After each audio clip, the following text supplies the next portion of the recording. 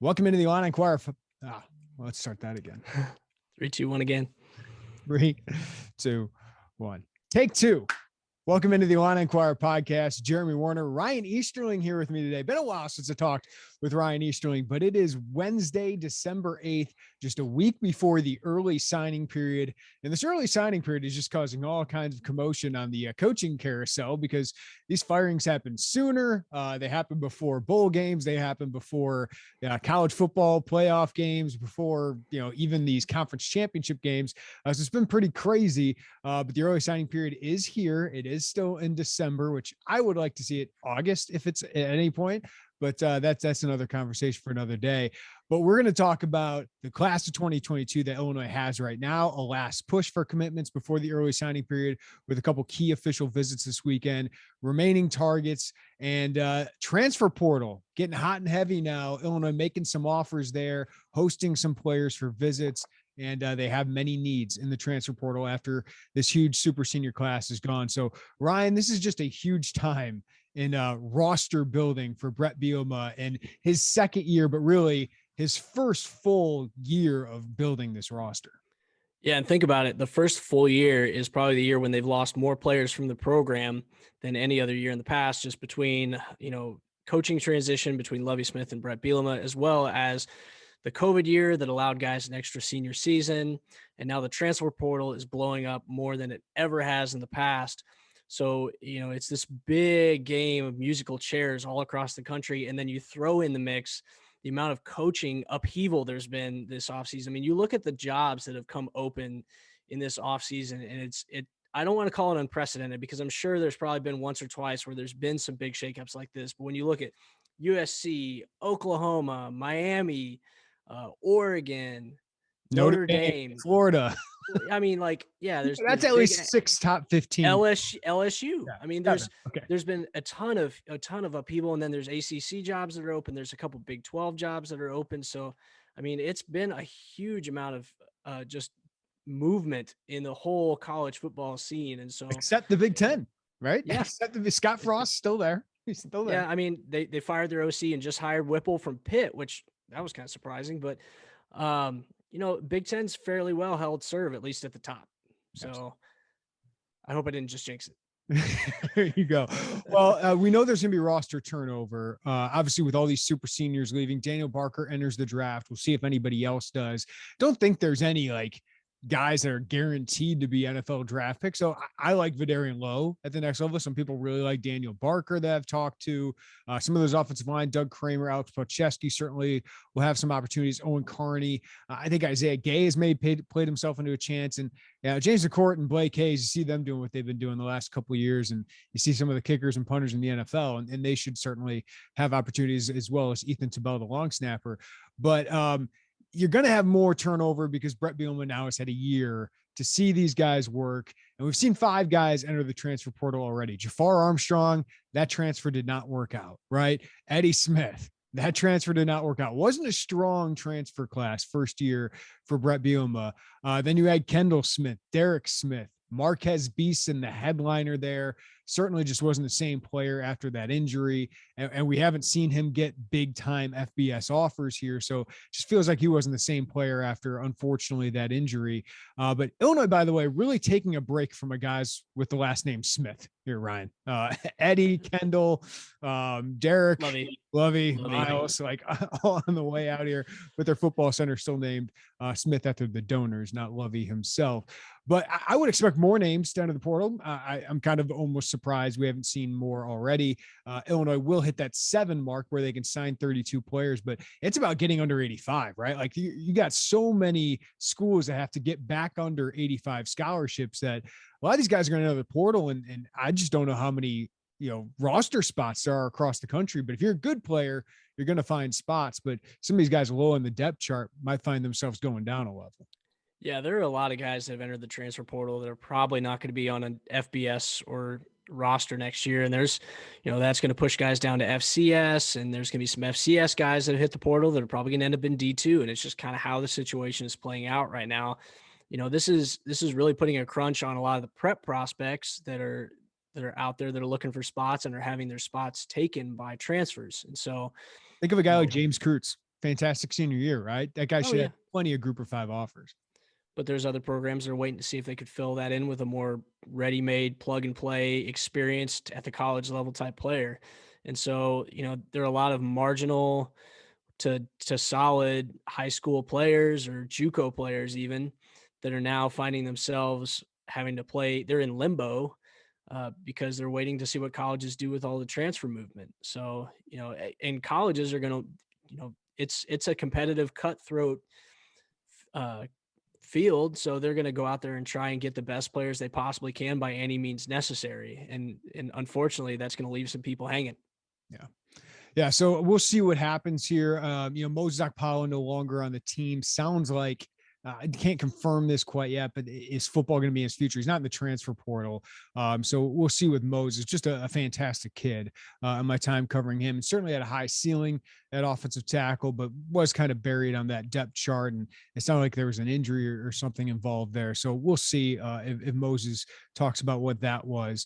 But they obviously have a lot of holes to fill, and we'll get into that of how they fill those holes in the transfer portal. But I would not be surprised, Ryan, to see fifth or sixth year guys not get an extra year of eligibility, right? Because the Illinois only has to give them 4. So guys that are buried on the depth chart, wouldn't be surprised to see them gone.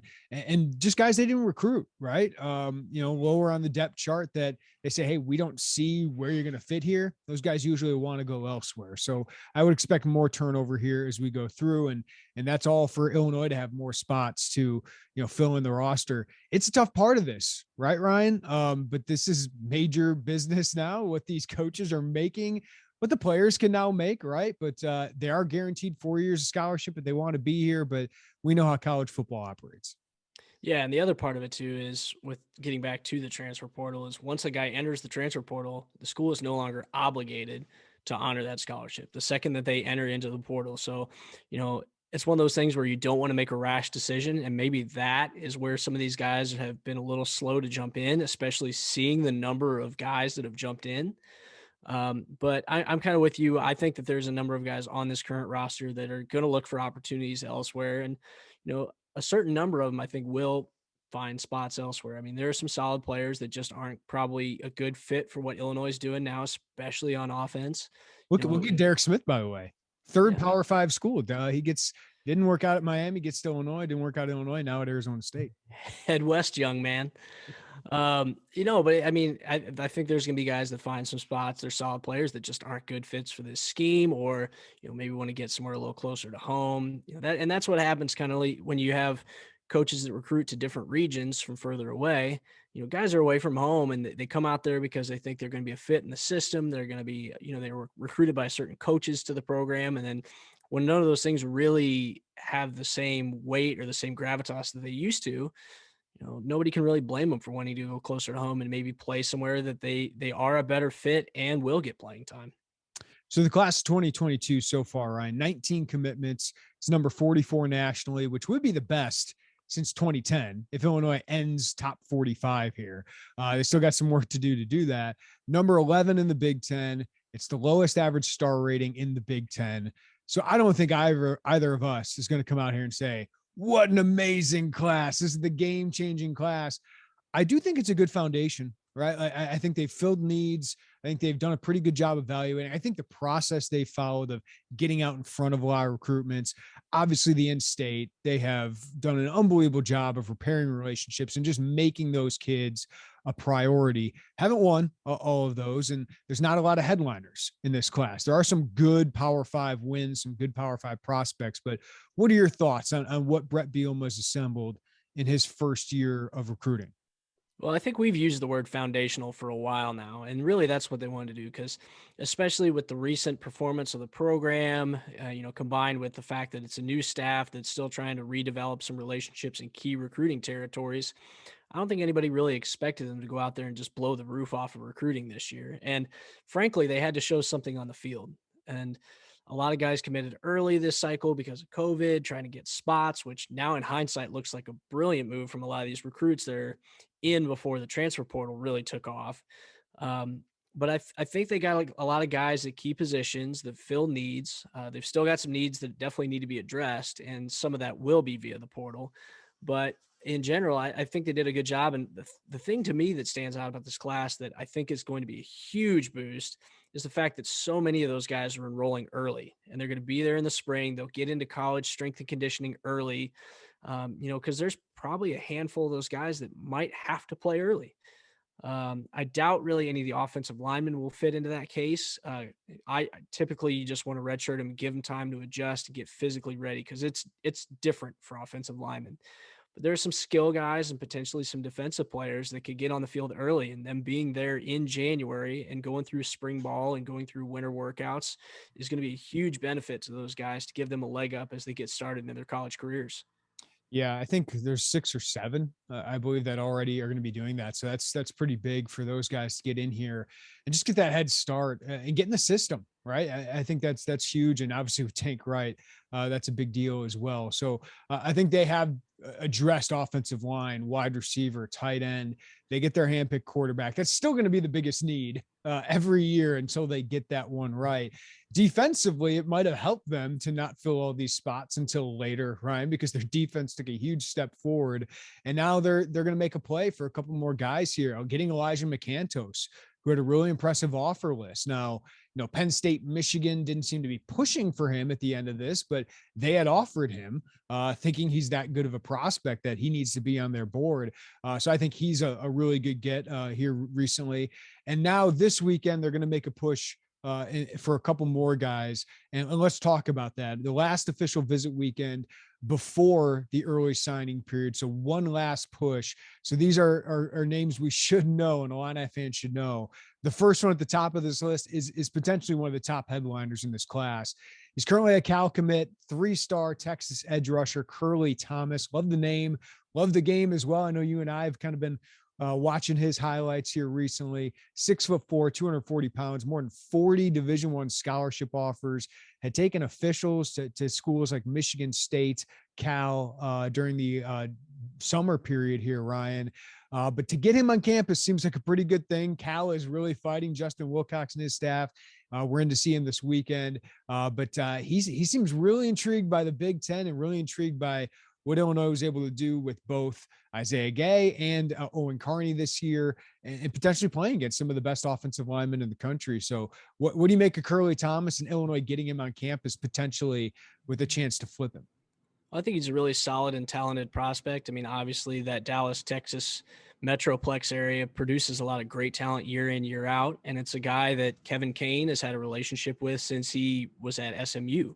So they've got that history there. So that helps Illinois. And is probably a big reason that Illinois has remained on the radar. But, I think he is the kind of guy that, and we've talked about this throughout the day as we were watching that tape, is he's the kind of guy who could potentially be a 3-4 defensive end, potentially split out as a 3-4 outside linebacker. He's just got that versatility, but he's just a good football player.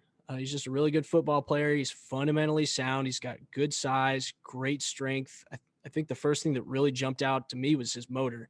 He plays with a really relentless motor. He plays tough. He's not afraid to go up against any sort of offensive lineman.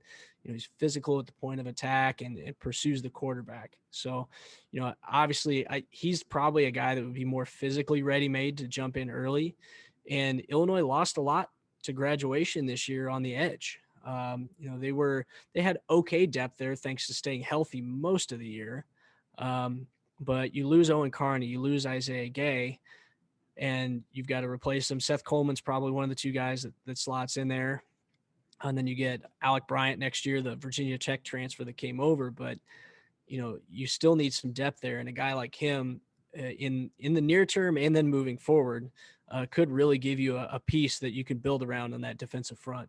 Yeah, I think he uses his hands incredibly well, really long, does a really good job, strong for his age, and is a developed football player. You can tell he's been coached really well at Nolan Catholic there in Fort Worth. I want to mention him. He's not visiting this weekend because he visited a couple of weeks ago, but Gabe Jacas is a Tulane commit, a 3-star edge rusher out of Florida. He visited a couple weeks ago Northwestern, and he looks the part. I mean, he looks like he's built like Owen Carney already. But that's another one. Like an edge rusher is a huge push they're making here at the end. I think Jacques's film is pretty impressive as well. So you have Jared Beatty already, who's a little bit thinner, a little bit more narrow, but a really good athlete. Maybe a guy who can drop into coverage a little bit more. Then you get Curly Thomas, who just broke down. What do you think Gabe Jacques, if they're able to flip him, what he could bring? I think Jacques is the kind of guy that can create some disruption in the backfield, just by being pursuit, getting in there, pushing back offensive linemen, maybe speed rushing defensive tackles every now and then. Between Beatty, Jacques, and Curly Thomas, I think they each give you something a little bit different or a little bit different flavor as far as an edge pressure. Beatty is a guy that's got that long speed rush. He can get around the edge just because he's so quick and has such good agility. Jacques is the kind of guy that'll just get right up in your grill. And if you're not, if you don't keep your weight forward, he'll get you on your heels and get you off balance and get into that backfield. So I think each of those guys brings something a little bit different to the table. I know why Ryan loves Jacques. Is it because he's Jamaican? No, he's a wrestler. He's a great wrestler. Yes. Too. Yes. State champion in Florida. See, it's meant to be. But I think they each give something different. And what we've seen too from Ryan Walters so far and the way he calls his defense is he'll throw whatever he needs to throw at an opposing offense in order to gain an advantage. He plays very, very matchup specific football, which is a far departure from Illinois' previous defensive coordinator. So, I think he'll use, and he would love to have these different pieces, these different tools at his disposal, especially up front, because I think this Illinois defense was really at its best whenever they were creating disruption in the backfield. Like you look at some of those turnovers that Kirby Joseph was able to get, a lot of that happened because they were able to get in a quarterback's face, force a pad throw. And, those guys were in the position they needed to be in and they made the plays, but it all started up front and they were able to get that disruption. Apparently Ryan Walters really likes really long and tall safety or defensive backs prospects, because the last couple of weeks they've offered two of them. One was Ohio kid out of Texas, Jaden Lawton. The other one was a Georgia kid, Tyson Rooks, who's only played 1 year of football, but is starting to get some high level interest. Illinois, the first Power 5 offer. PJ and Minnesota come in to offer him this week as well. But Tyson Rooks is visiting this weekend. Lawton got an offer from close to home SMU, which will be interesting to see. But Rooks visiting on campus this week. That seems to be a good sign for Illinois. What have you seen from Rooks and Lawton, Ryan? Well, I think Rooks has a lot of that raw athleticism that you can take and develop and mold over time. I would really not expect a whole lot from him early on. But there are the things that really – he's huge. And I'm like, corner? No. But, I mean, he shows some of that ability. I think that a lot of it is just a matter of working on the technical side of it because he's just not that experienced. He hasn't been going through a lot of the drills in practice for an extended amount of time. I am curious to know how he got into football. I would really love to know that story because, a guy like him, probably had hoop dreams and somebody said, hey, you should try out for football. Exactly. Classic case. But a guy like him, I mean, that range is tough to find. And a guy that can cover the ground he can. One thing that stood out to me on his film was whenever there was a breakaway play away from him, he has really, really good closing speed. Partially because he's a long strider, but he's got really, really good closing speed and he takes good angles. I think he's got good instinct on the angles he needs to take. I think there are some fluidity things he'll need to work on. He'll need to work on his technique a lot more. He's pretty high center of gravity in his back pedal. I think he's got to get a lot lower and more fluid in his back pedal. But he's a guy that if you're patient with him for about 2-3 years, give or take, I think he could eventually turn into a prospect just because he has those athletic tools. And prime example, a guy like Kirby Joseph flip-flopped between two different sides of the ball. I'm sure that's what the pitch is, hey, we're gonna take this crazy athleticism you have and mold you into a guy that can be like that. I remember the Kirby Joseph film. Like when they offered him, I was like, I like him as a wide receiver a little bit more than the defensive back. And it was interesting because I was like, man, I just don't know how he fits there. And with the previous staff, it obviously didn't work. but he gets with Ryan and he just plays the center fielder role. He doesn't have to come up in the box very much. And I don't think you want to put Tyson Orks in the box very much because he just doesn't know how to tackle well yet. I mean, he's physical, but he just doesn't know, exactly how to do that stuff yet. But he can just roam the back and make everyone's job easier. If he can cover that much ground, as you said, he can cover a lot of ground. So just an interesting prospect long-term that I agree with you. It's going to take some time. One more guy I want to mention here. I've thought all along it's going to be difficult for Illinois to make this kind of flip, but we just got to mention Cody Jones, 4-star defensive back out of Tennessee. Illinois has put a lot of effort into recruiting him. He's a Michigan commitment right now. Tennessee is involved. Tennessee's visited him. Illinois has visited him in the past couple of weeks. Bret Bielema and Corey Patterson both visited him here recently. So they still think there's a chance to make this flip. And Michigan keeps adding prospects to their class. I think they got a DB here recently. Michigan wants to keep Cody Jones, but it's just one to know about. I've thought all along it'd be difficult, but they keep putting in the effort, Ryan. So that would be the dream, right? Is to flip him, flip Curly Thomas, and really add with a lot of momentum, potentially getting to the top 40 here and top maybe 9 or 8 in the Big Ten. So just worth mentioning. I think it's going to be tough given the year Michigan had, given Tennessee being the home state school. But Bielema and Corey Patterson have been working this one. Yeah, this almost feels a little bit like Justin Green from years back. Justin Green was an Ohio State guy, but they recruited some other players that had talent at similar positions, and he saw an opportunity to go get some playing time early somewhere else and be the guy in the class. Here the difference is that Illinois kind of has their inroads in the relationships with Tank Wright, knowing his coach and knowing the family so well. But you see the improvement that the defense has made, and that's probably the other big sell to Jones. And it's like, hey man, you can really excel and star in this defense. And start right away, potentially. Yes. The other thing too is Michigan's still recruiting a lot of defensive backs. Now, to be fair, most of those lately have been safeties. So Keon Sabb, for instance, the safety from IMG, recently decommitted from Clemson. Michigan's really involved there, but it'd be interesting to see because Cody is one of their highest rated recruits. Yeah. And so if Illinois is able to go in there and steal that would be a huge pull. And the other thing I think he could bring is a major threat in the return game. Illinois has had some flashes here and there, but they really haven't had anybody that was a successful return guy since D'Angelo Bentley. And he just kind of like surprised into that role. So Cody Jones is I'd say a legitimate threat to break a big play anytime he gets the ball in his hands.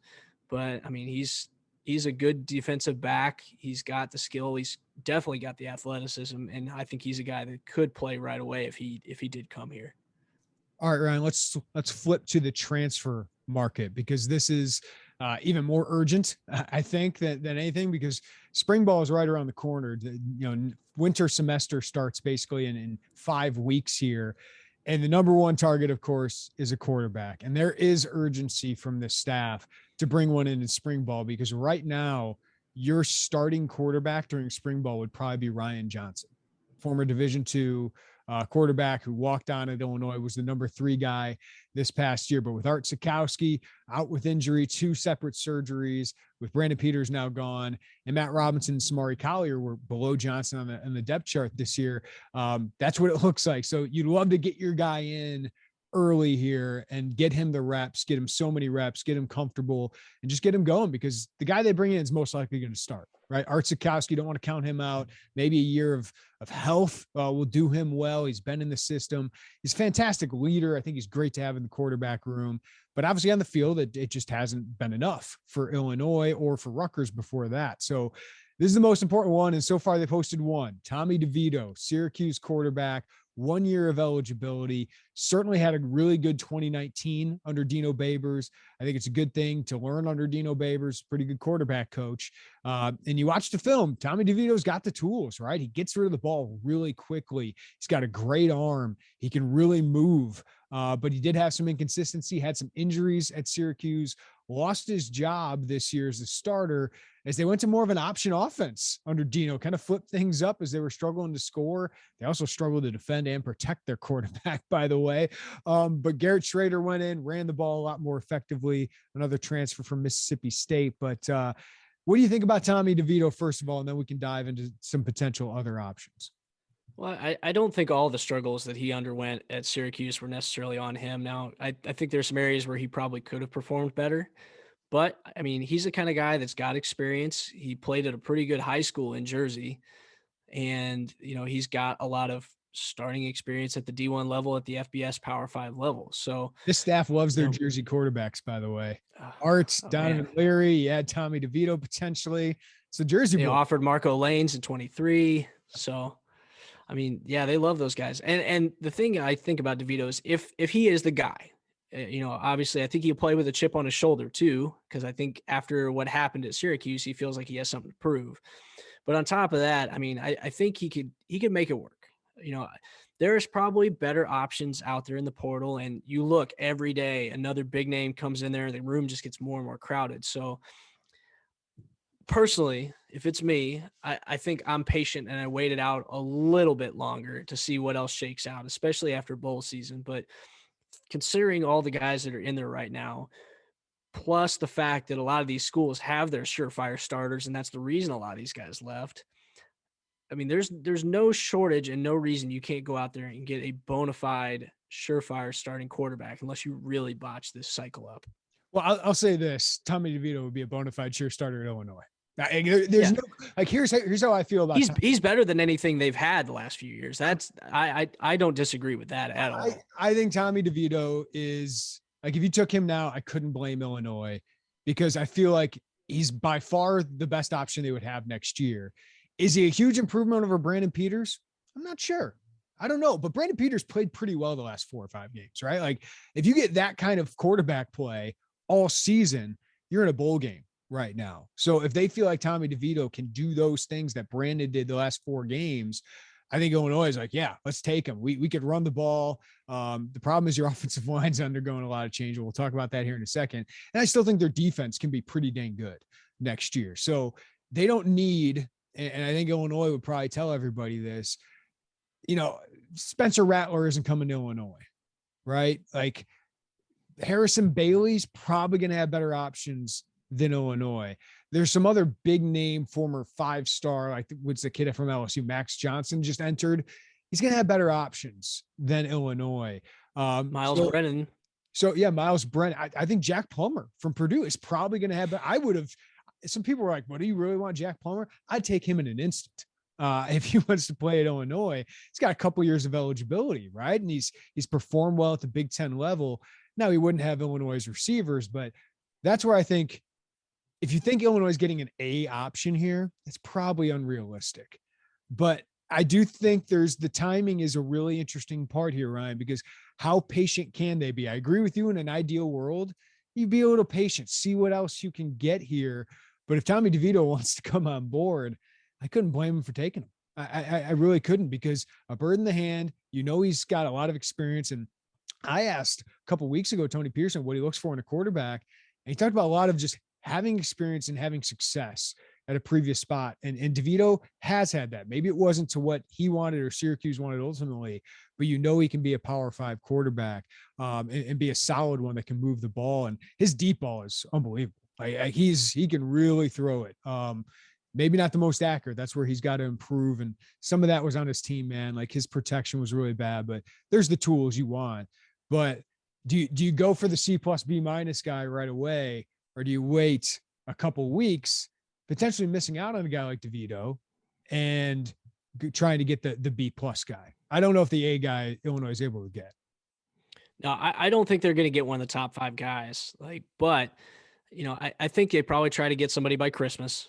And I think you'll see some movement within the next 2 weeks, because they don't want to wait too long. But as things take more and more shape, as there's more and more coaching movement, I think that maybe another guy or two frees up. And it's not necessarily that you're going to get one of those guys that frees up, but that might bump the pecking order down a little bit, or they jump. The more quarterbacks they get in the portal, the better for Illinois. Yeah, the quarterback portal power rankings. It allows them to get somebody up higher. Because to my point earlier, that's a great story. You should do that, Ryan. Like, the best quarterback available jobs. Where Illinois ranks on that. it's like a sliding scale. But to my point earlier, though, a lot of these guys are leaving because they don't feel like they got the job at their current school, or maybe there's another reason they left. But a lot of the schools they're leaving have starters, and so that's less spots that are really attractive to guys like that. So if they're looking for immediate playing time, there's only so many of those that are going to be out there. And with the number of guys that are out there that are quality top level quarterbacks, I think you can do pretty well. You know, whether it's DeVito or one of these other guys, there's a number of guys out there, and I think they should be able to do pretty well. And I'd like to see them maybe take another week and a half, Yeah. get it done, and then you've got your guy for the spring. Because especially even if Art comes off that injury and is in good shape, like, it's going to take him time to get his mechanics back. He's going to have to trust that shoulder. He's probably going to have some rust. I mean, he'll be in the film room, I'm sure, as he's recovering quite a bit. But, you know, just the mechanics of getting the muscle and the range of motion built back up. And who knows, it may not be entirely the same as it used to be. So I think you've got to get a guy in. And, you know, we've talked about the difference between 1 year guys versus multi-year guys. The 1 year guy is a good stopgap. But if you can get a multi-year guy that allows Tony Peterson and the rest of the staff to develop him in that offense, build that consistency, and eventually what we saw in Peters in the last 4 or 5 games of the year translates into that next full season, and you get a guy that's ready to roll from game one.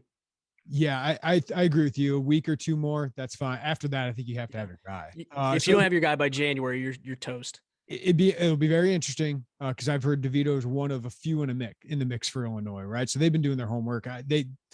We don't know everything that's going on there, right? But like, it'll be very interesting to see if another guy visits this weekend, right? And if it's down to 2 guys, and I think we'll know pretty quickly who the transfer quarterback option is for Illinois. But DeVito visiting on campus is the one that we know. We saw him at a basketball game, right? That's how we were able to find that out. All right, some other targets. I mean, quarterback obviously is the biggest need because the importance and the hole on the roster. But man, offensive line is probably 1B right there with them. You lose 4 starters here, Ryan, 3 really good ones, and Jack Badovanak played really well towards the end of the year as well. But they need at least 2. And now with Polygon, man, I would love to have 3 if you can do that, just because, you know, Julian Pearl, I think, could be really good. I think Jordan Slaughter maybe would have started a game or 2, or maybe many games last year if he were healthy. Alex Pihlstrom, you think, could be serviceable. He's been serviceable since he's transitioned to that offensive line. But there's just no balance here, right? You got a bunch of guys that are freshmen or sophomores basically on your depth chart. That Josh Poor, Evan Kurtz, Josh Geske. What are those guys going to make an impact next year? I don't know. Like Brody Wisecarver, highly ranked prospect, had an injury last year. I think he's going to be good down the line, but he's just unproven, right? Josh Kurtz played a little bit. I think he could play at center this year. Might not be the best option for you if you can find one in the portal. And Zach Barlev, I thought, played pretty well in the reps he got. So those guys, Kurtz and Barlev, might be able to play for you. They'll certainly be in the 2 deep.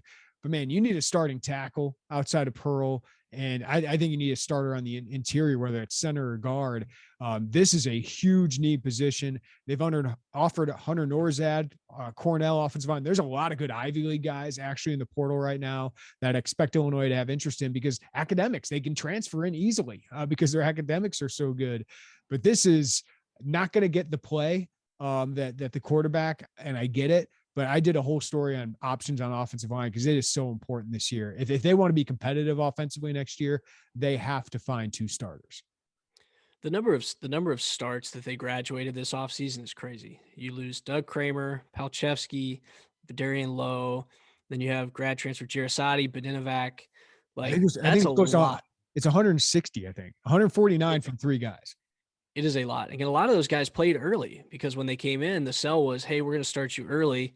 And it was ugly early on, but those guys played a lot of football. And, there was a while where they didn't have that much depth, and those guys had to play a lot of football.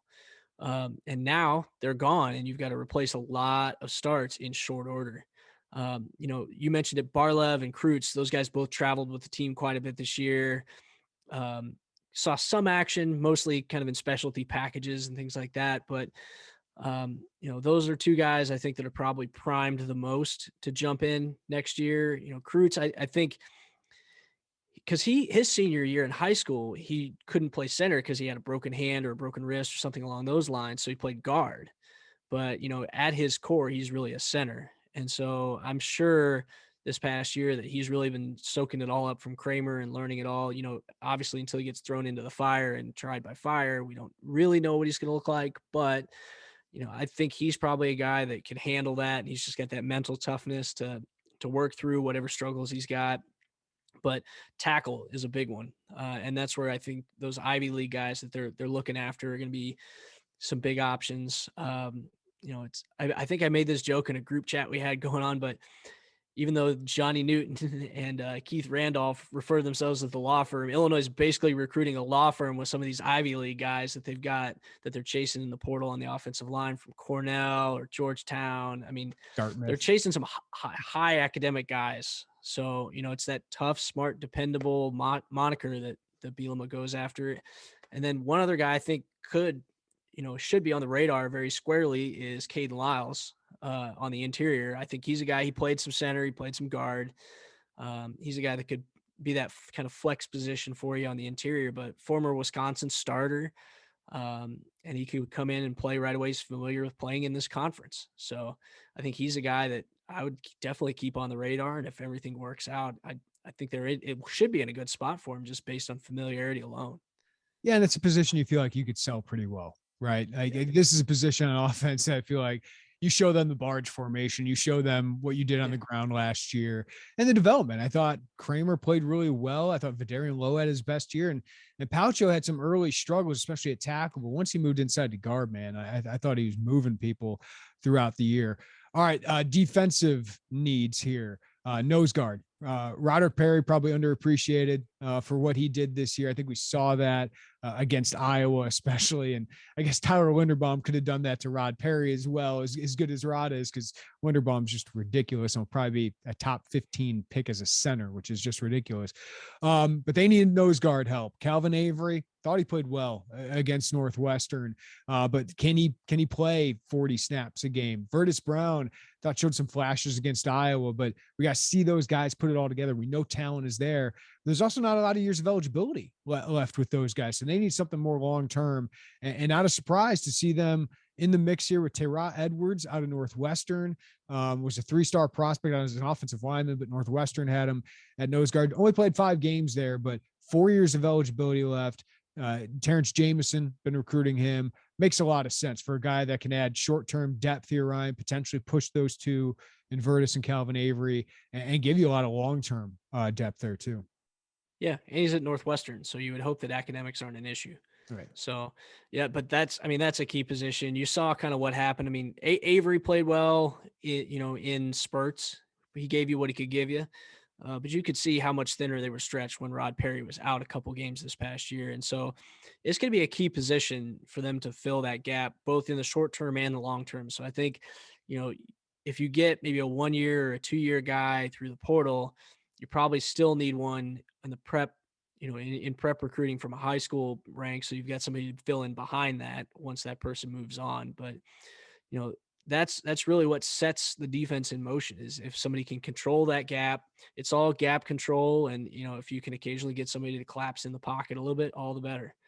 But that one's going to be key. And then, defensive back, you lose Tony Adams. He's moving on. You got to fill in a cornerback spot. So was it Judy they offered? Yeah. The cornerback. Yeah. Vanderbilt cornerback. Gabe Judy Lally. I don't know if he's related to Doug Judy for all you Brooklyn Nine-Nine listeners. Or Jerry Judy. Jerry Judy, yeah. But yeah, I mean, he's got 3 years of eligibility despite, I think, playing 3 seasons there because he redshirted after playing 4 games, I believe his freshman year, got the free year. And then this last year he started, he's an early grad transfer. So he's got 3 years of eligibility potentially. And Aaron Henry coached him at Vanderbilt. So since Illinois offered him, Purdue has offered him. I believe some other Power 5 schools have come in and offered him as well. So that'd be a great option to come in and give you a veteran guy that you feel like can be reliable and give you a little bit of time and play opposite Devin Witherspoon while Taz Nicholson, Daniel Edwards, Tyler Strain, Dede Snyder, Elijah McCantos, right, can develop and kind of be your 2 deep guys instead of being thrust into duty right away. Yeah, and I mean, Devin Witherspoon, obviously, he gives you a reliable cover corner, but you need somebody on that opposite side. It was a little bit of a I mean, Tony Adams did fairly well. There were some moments that I'm sure he probably felt he could have played better, but it was a bit of a revolving door there at times, especially as there were some injuries and guys got dinged up, things like that. But having two reliable corners in this defense also really takes a lot of pressure off those safeties and allows them to go make plays. So, I mean, you can really say, oh, if all the positions are covered, then that makes it really easy on the defense. But, when those guys don't have to help over the top, they can spy the quarterback. They can get down in the box and play the run a little better against teams that run a little harder.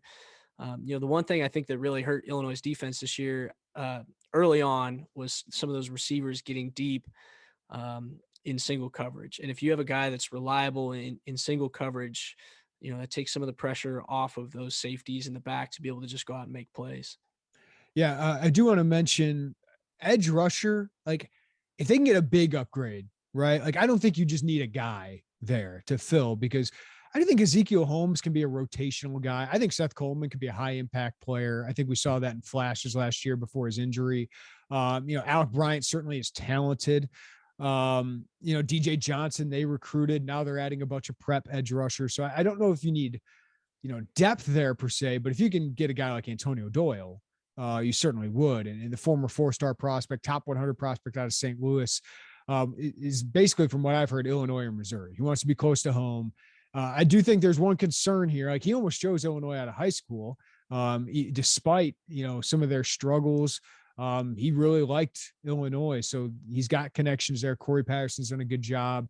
But the SEC and Big 12 transfers always seem more difficult for Illinois academically. So I just want to throw that out there, that's always seems to be a hurdle, while the ACC guys and obviously, Pac-12 seem like they get in pretty easily here. So just it's credits, it's all that stuff that's very complicated. We don't have access to all that information, but just one thing to throw out there.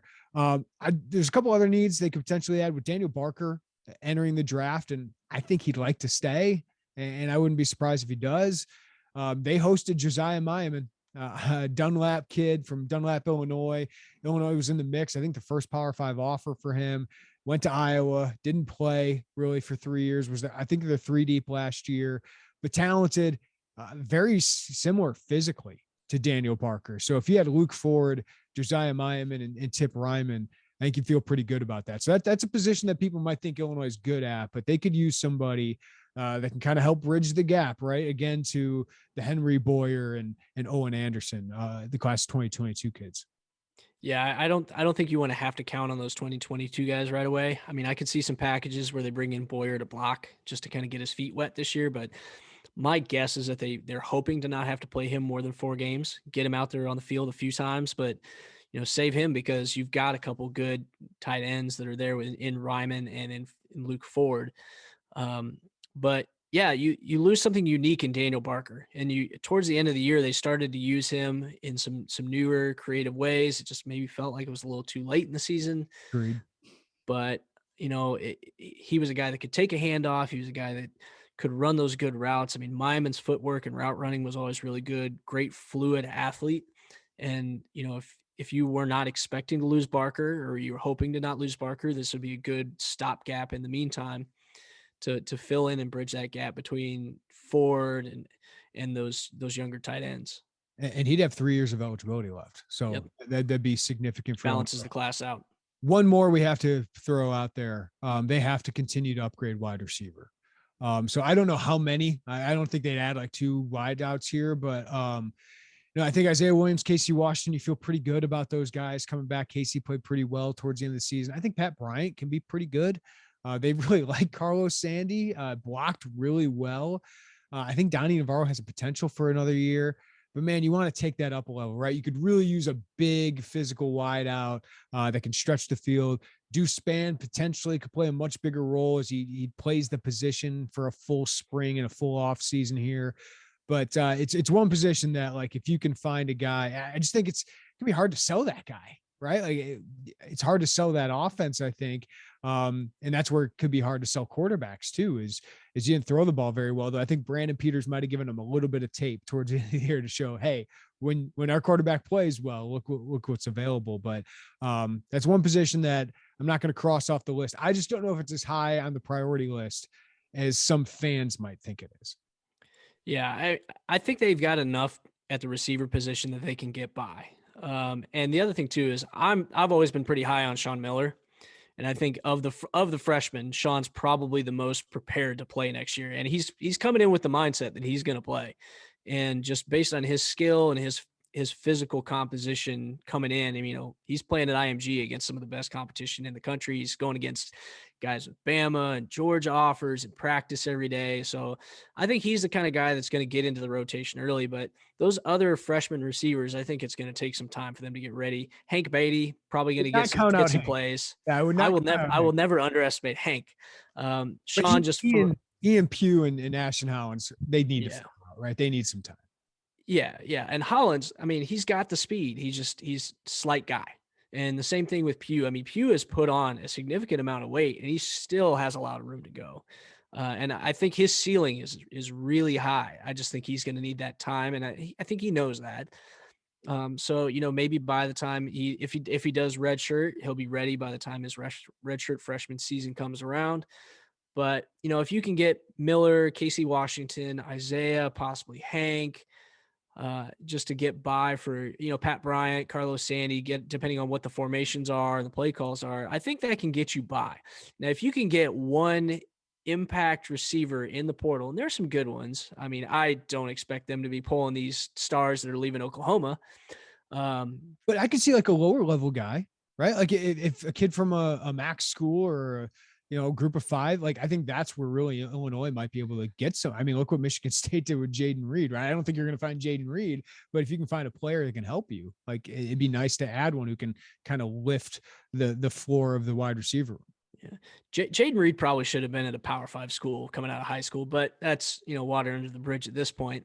But, if Illinois ends up taking DeVito and DeVito's the guy, call up Taj Harris. Taj Harris is an excellent deep ball guy. He's a bigger body. And he's got wheels. That's a package deal. I'm taking that right now. Yeah. Like that. If you could guarantee me that Taj Harris was going to come with DeVito, I would be more sold on DeVito. Right? He did decommit from Kentucky. So Taj Harris was gonna transfer to Kentucky, and he decommitted. So if it was a sure thing that those two would both come, I'd feel a lot better about DeVito in that case, especially just because he would have a guy that he feels comfortable throwing to. It's not just that it's a talented receiver, but those guys have some history and some chemistry in the past. So that I think is something that's tough to find and it's tough to replace. Yeah, this is going to be very interesting, Ryan, because when Bielema took the job, I thought it was really important for him to have some kind of semblance of first-year success. And we can argue, was the first year a grand success? Probably not, because you're not in a bowl game right now, right? But you ended with momentum, right? I think we know this year was not a disaster, which most first years of Illinois football coaches are abject disasters. So they were a better football team, no doubt. And I could argue, I think the 2021 team would have beaten the 2019 team that made a bowl game, right? Like I think this was a better team, more competitive week to week, defensively just reliable. Offensively, they just struggled to put up points consistently. So the whole point is like, what can they do this offseason for next year? Like, what is this all leading to for next year? We know 2022 is about the long term, and they're putting a lot of scholarships into the long term, but they also can add these transfers to help them compete next year. I think if they could get to another very competitive middle of the Big Ten West finish, I think that would have been an amazing offseason for them because they have so much turnover, especially on the offensive line and at quarterback. You return a good running back room, your receivers all come back. Tight end can still be a solid position for you. I think your defense loses some key pieces, but you should be pretty good. Like there's a semblance there. Lovie Smith left enough talent, and this staff has shown, the defensive staff, that they can really get the most out of these guys. I think you should still be pretty good on defense. So if they turn this into another 5 or get to 6-win season, I think this would have been an amazing offseason. I think they're capable of doing that. Yeah, the one thing that I look at, though, is the schedule gets measurably more difficult in 2022. So, at a minimum, I think you want to avoid taking a step back. You don't want a 2-10, 3-9 year, right? Right. If you finish 5-7 again and you're in on a lot of these close games, I mean, I think people can understand because you're replacing some more beatable opponents with some of the best teams in the conference. Like, you're adding Michigan, and I think Michigan State back in, and both those teams looked really great this year. I mean, Michigan's a playoff team. So, the schedule gets a whole lot tougher. So if you get back to 5 wins, you're not really taking a step backwards. And I don't know that it's necessarily going to be all that easy to just get back to 5 wins, but I think they can do it. I mean, as long as they continue to improve, fill some of these key positions this offseason, and really, really have a great spring camp and a great summer camp, I think that prepares them to get ready because, they had the good win against Nebraska this last season, and they kind of stumbled out of the blocks after that. If they can get in there and really get off to a good start, take care of business in the non-conference, especially against this year, a Virginia team that's got a lot of turnover. Yeah. Wyoming, week 0, Virginia on September 10th, Chattanooga, September 24th. You got at Wisconsin in the middle of that, going to be difficult, right? But you can start 3-1. And if you start 3-1, then you find 2 wins or 3 wins there, right? Like you have a chance. And in the Big Ten West, man, there are wins to be had. Oh, yeah. So I think if they can address some of those key positions, it'll help. But the key is just don't take a big step backwards because that's what kills momentum. As soon as it starts to slip, they've got to at least keep pressing forward. And if you could just move that watermark a little bit more and a little bit more and a little bit more, it's not going to be built in a day. And I know that's cliche, but it's really not going to be built in a day just because it takes some time to institute this system. But I think the fact that they were able to make the strides they were this year, and good grief, they were like a handful of plays away from being either bowl eligible or 7-5. Mm-hmm. So if they can be on the other end of some of those outcomes this year and minimize some of the mistakes that cost them in those games, I think you're looking at a team that can take that next step. And then obviously that progress gives you that much more to sell in recruiting, and you just build and build and build. And I think that's where Bielema gets it, where maybe somebody like Lovie Smith didn't. Yeah, well put. It's just not falling back. Keep progressing, and that might just be staying similar to what you were last year. And if you're able to do that, I think, just stay competitive, keep building off that, get your guys in here and develop them. Ryan Easterling, great stuff, breaking down a huge couple weeks ahead in recruiting. We appreciate it as always, man. All right, thanks, Jeremy.